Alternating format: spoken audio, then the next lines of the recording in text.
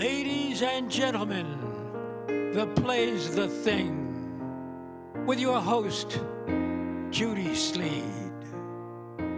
Special guest, Julianne Davidow, world-famed author. Now here's Judy. Hi, Julian. Did you think that was Cary Grant introducing me? I don't know. Perhaps. Yes. Perhaps he's being channeled. Yes. That's a lovely way to start the show. Yes. So glad you came to visit me here in, not in East Hampton, but we are in Wainscott. Happy to be here. And you wrote this beautiful book. Mm-hmm. I'm very impressed. So could you tell us about this book, what it's about? Sure. It's Outer Beauty, Inner Joy, Contemplating the Soul of the Renaissance. So it is about the beauty of the Renaissance, of Renaissance art and architecture, combined with some background information on the philosophy.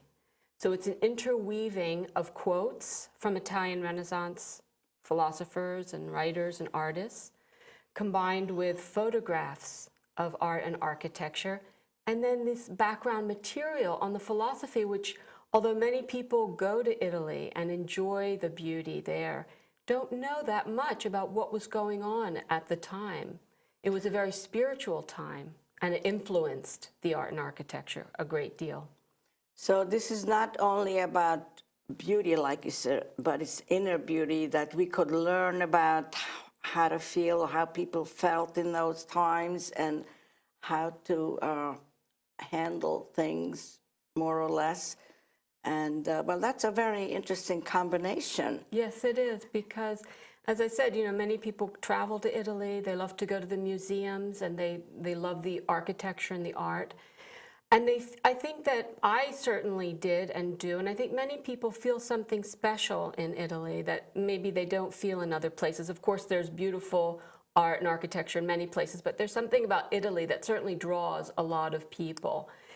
And yet, there was this entire philosophy behind the art and architecture, which informs it, which brings it to life. And so learning about that, I think, can help people understand, why is it that I love this so much? Why is it that this calls to me? And you're not even Italian. No, but So I'm Italian in my heart. So why is it, I'm asking, yes, how come you got caught up in this kind of art and thinking? Have you been to Italy? Oh, yes, I've been there many times, and I lived there twice for several years at a time. And so what happened was, I had always dreamed about going to Italy, and I had even dreams about it. And I studied Italian, and I traveled there, and it just kept calling me back. And I became enchanted, you know, in love with it, as many people do. And I was always wondering, what is it? What is it about Italy? Because I've always been interested in philosophy and religion and spirituality, but more on the Eastern side, you know, Buddhist and Hindu meditation, yoga, this kind of thing.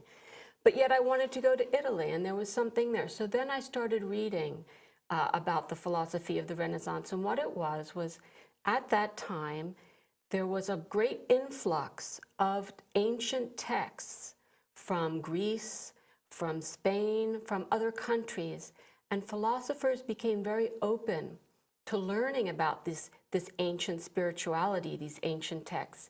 And they wanted to try to find the common thread in all of them and incorporate them into their own philosophy. So it was a very ecumenical period. Really? Well, what is your background? Where were you born? I was born actually in Philadelphia. Oh, yes, Philadelphia. City of brotherly love. Yes. And sisterly love, we hope. And I grew up in New Jersey. That's our first state, isn't it? Pennsylvania. So, and I went to Sarah Lawrence College, which is right outside of New York, and I studied comparative literature and religion. So I've always been interested in studying comparative religion and trying to understand things from many different angles. And And yes, I've done different kinds of work in my life, but I've always been interested in the arts. Would this have anything to do with your heritage, your parents or your grandparents who are interested in such serious thinking? Well, my background is Russian, and Russians are always thinking about philosophical things. Oh, So, I didn't know. I mean, yeah, Dostoevsky, Tolstoy. when I was a kid, I learned Russian dance. And you mentioned something about ballet, that you studied ballet. Studied ballet for many years, yes. Yeah, so did I. Well, not many years. When I was 5 years old, ballet and that Russian dance when you have to squat down and jump up and kick your foot up. Yeah. Yes. Yeah. So you have any siblings? I do. I have 2 older sisters. And are they surrounded by you? I mean, are you close together so you could... No, not really. One lives in California, and one actually lives in Rome, in Italy. In Italy, so you went to visit her. Well, we both have had this interest in Italy, so we're both interested in Italy. This is a very, very interesting background, and what you did with it is even more interesting. Right. Well, the thing is that the Renaissance is an interesting time, and all the beautiful art and architecture is interesting. But what's very interesting is how they believe that beauty, as you said, can help us. That beauty is really fundamental to the basic nature of the universe, of the cosmos. And that by appreciating beauty, by contemplating beauty, we can go into deeper realms within us and in the cosmos. We can gain deeper insights into the reality of things. Well, you must have had your own experience with this for you to be able to write about it. Well, so how did you experience? I mean, what did you feel with this? Beauty for me has always been a kind of an anchor. The world is moving at a very, fast rate. It sure is. And we're not always surrounded by beauty. In Italy, that's easy to find beauty. In big cities, other places, it's not. There's a lot of ugliness. There's a lot of bad news in the newspapers. There's a lot of terrible things. But somehow when we can find even the smallest amount of beauty in our surroundings, it can act as a kind of anchor. And it can give us strength and courage to help the world and to do what we need to do to help others. And it can also spread. For example, I find the beauty in Italian art and architecture. But then I can find beauty. The more I become accustomed to looking for beauty, the more I can see it everywhere. And I don't only see it in things, but then it helps me to see the beauty in people.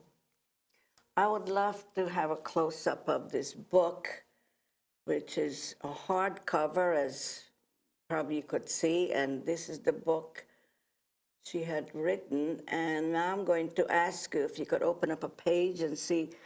Talk about some of the things that's in here. First, I'd like to just mention the cover.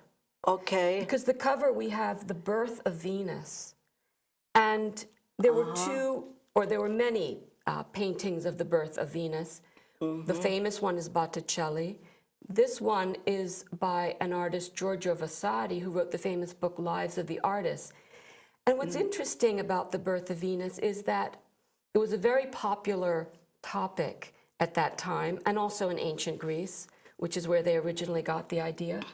And the Renaissance was a time of the rebirth of beauty in the world and the appreciation of beauty. So that's why it's very fitting that it should be on the cover. The birth of Venus. Venus represents beauty, love, peace. Yes. Harmony. Of course. And so, Yeah, I would like you to open up some pages. Any page or... Yeah, well, what you think that you like and what's meaningful, and just talk about it. Okay, I can talk about this. Shall I show this picture? Yes. This I just opened at random. This is a picture of a church that I took in a small town called Pavia near Milan. Can you get a close-up of this, please? Oh, yes. Okay. Oh, it's a beautiful church. And we can see the light coming in through the window. Uh-huh. And the quote says, "Visible light depends on invisible light, just as the pale halo in the clouds depends on the light of the moon." And the quote is by a man named Marsilio Ficino, who was a very famous philosopher, the most famous philosopher at the time. And he's talking about the law of correspondences, which is that everything on earth, light, depends on something higher, invisible light, which comes from a higher place in the cosmos. Just as the clouds are lit up by the moon, the sun lights up earth. So everything is connected, they felt. Everything on earth and in the cosmos were connected. Just like when you look at somebody, something happens. Yes, that's a connection also. Yes. Mm-hmm. That's We are all connected, they we said. are all connected. Yes, that's a very deep thinking, I would say. Yes, yes, it is. It is deep. It is deep. But that's the beauty of Renaissance art, you know? Yes. So I can open I it. just wanted, who did the photography in this? Well, I did about 80% of it, Is that right? and the other percent are copies of great works of art that it would be impossible for me to take since they're hanging in museums. So I went around Italy over a period of It looks years. to me this is very complicated to put together. I had a wonderful art designer, book designer. A book designer. Yeah, who did a beautiful job putting everything together. Now look at this over here. Okay, this is a statue of. It's a Renaissance garden, and during the Renaissance, garden design was an art equal to architecture. It's so there's peaceful looking at it. Yeah, there's so many beautiful gardens, Renaissance gardens also in Italy. And where is this in Italy? This is outside of Verona. It's right on the outskirts of the city of Verona, which is in northern Italy, not too far from Venice. It is beautiful. And how long did it take you to put this together? Well, I worked on it for many years, many, many years. Did you? And it went through lots of transformations and changes over the years. Okay. And this one? This one is, it's by Raphael. It's the vision of the prophet Ezekiel. And I love this picture because it's so playful and joyous and cheerful and childlike. Playful. Oh, wow. And I love the little putti, the little child angels. And this quote talks about, you know, during the Renaissance, they had all this great philosophy and they were analyzing and thinking, but they talked a lot about love. And they said love was higher than reason. So this quote talks about, it's by Lorenzo de' Medici, and he says that to know God is to drag him down to earth. If you try to understand everything with your intellect, Yeah. you'll just drag it down. And what you need to do is love, and then you'll soar up. Well, my to the question is about this picture. You said it's you like it because it's playful. So at the first glance, would you see that this is actually playful? Would everybody see that, I wonder? Well, I don't know. What do you think? How do you see it? Well, I thought they were fighting. Yeah, or something that they were all flying to heaven. Yeah, well, they're animals and they're little children. Oh, but you called it fun. For me, yeah, I think it is. Well, no, that's interesting. I like that. I like Fun is important. That was another very important part about the Renaissance, Yeah. that we should have joy. We should have joy in our lives, you know? And when we don't, something destructive happens to us. So, we well, need to find you this said this took you a few years to put together. Well, you don't mean that you were doing this every waking hour, No, minute. I was doing other things as Yeah, well. This was that's part of what I was doing. Yes, so what did you in between? I was doing freelance editing, writing, and translating, traveling to Italy. I'm also working on a novel that takes place in Italy during the Renaissance. So I was doing all So those you are things. really fluent in Italian. I can get along. Well, you said you do translating, unless you do some other language. Yeah, it's Italian. But to sit and write is one thing. To be in a group of people conversing is a little more difficult. But I get along, yeah. So who Yeah. were you writing for? You said you were doing some writing. Well, I've written for some travel publications, some online travel publications about different places in Italy and particularly near Venice, the Veneto. So writing kind of city guides about Venice, Verona, and other places. I translated a novel from Italian into English for a Wow, woman in Italy. So that's a big did some different undertaking. things. What type of a novel was it? it was about Ireland, actually. But she had written it in Italian, so I had to translate it Oh into my English. gosh, that must have taken you a long time. It took a few months.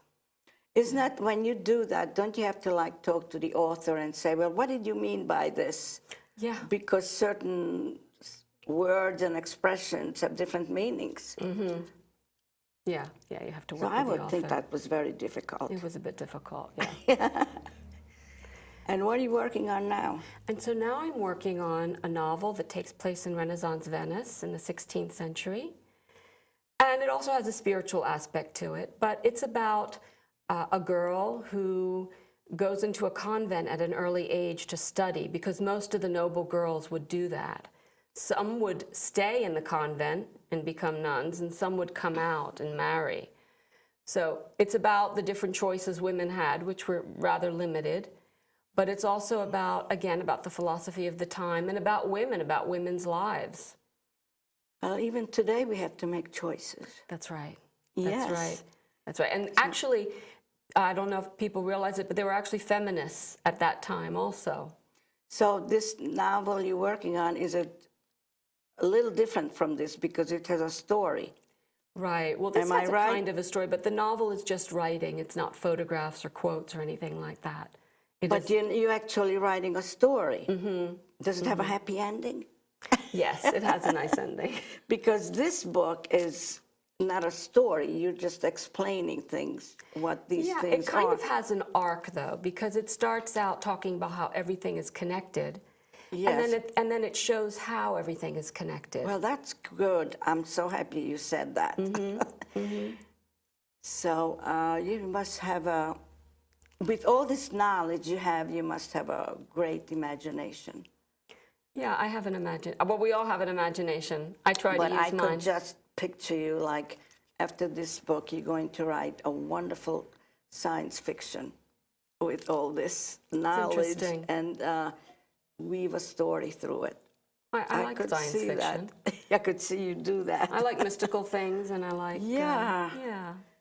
It would, I mean, with your knowledge, I think it would be a wonderful, wonderful story. Yeah. I think I also want to do a book simply about, you know, the beauty of various religious traditions or spiritual traditions, because each spiritual tradition has its own use of art and beauty, and then how we can use that in our everyday life, you know? For example, simply the way you arrange things in your home, or the colors you use, or the clothes you wear, or what you focus on when you're out walking on the street, you know, can help us get through the day and be stronger and happier. Finding the beauty around us, and then how can I bring more beauty into the world? Well, it's like I could see that you like to help people. And writing a book like this, you feel you're helping a lot of people. I hope so. I mean, whether I help one or, you know, 1,000, Even if I you think touch just everybody wants one. that, probably, Yeah. don't we? I think that's a common desire of people. Yes, And I think believe that. And yes. all religious traditions speak about that, about doing things for the benefit of others. And I think, really, when we think about it, that's what makes us happiest. There was a saying Lincoln made once. You remember that? I don't know. Like what was if you, it? it goes like something like this, like if I could just make one people happy one day, then that's satisfactory. But of course he put it in a much nicer sentence. Yeah. Yeah, because you come across so many, many people in the course of a day. It's just impossible to make everybody happy. Yeah. I mean, if we can just get through the day without you know, we ourselves becoming angry at other people, that's also something. Yes. Develop tolerance for other people Yes. is so important. And tolerance to ourselves. Tolerance for ourselves, yeah. And then Yes. that spreads out into, you know, what we need, which is peace, right? We need peace in the world. So peace with ourselves, peace with our friends.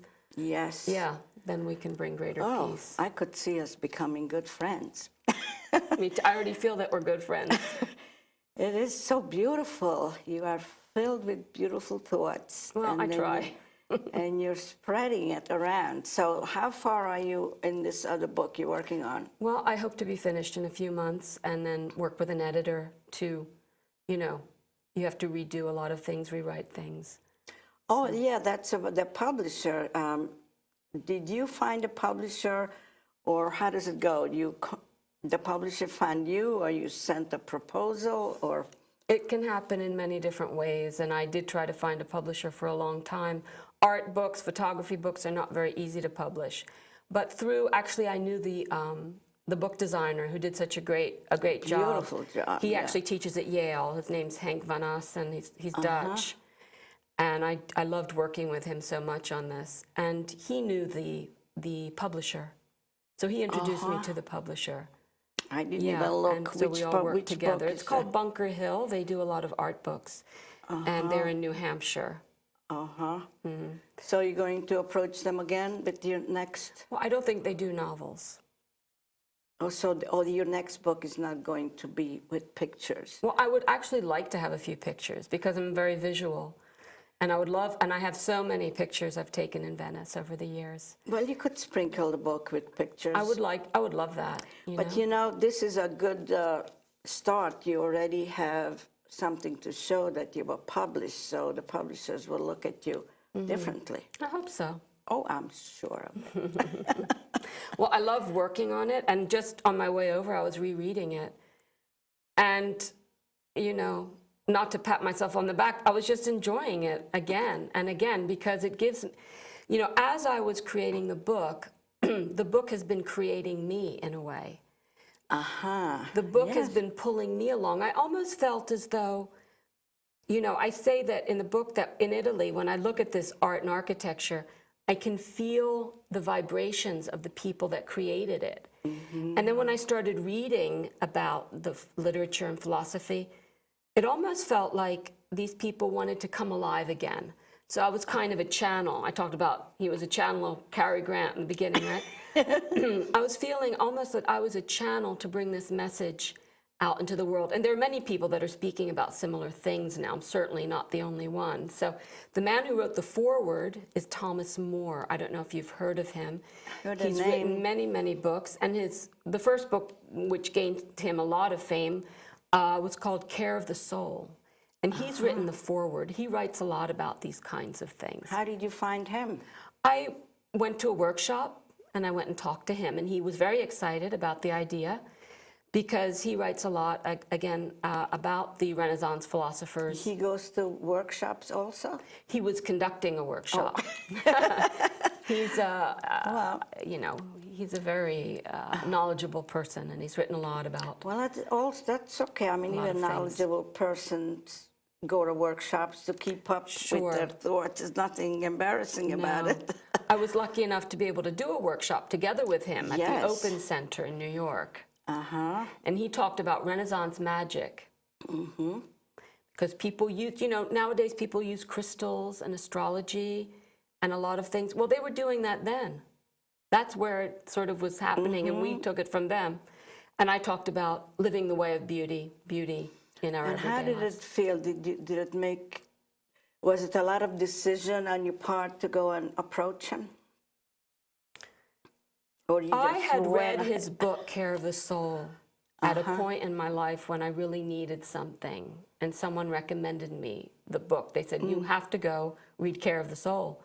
And I did, and it really spoke to me. So when I was doing this book, I actually first read about some of this stuff from his books.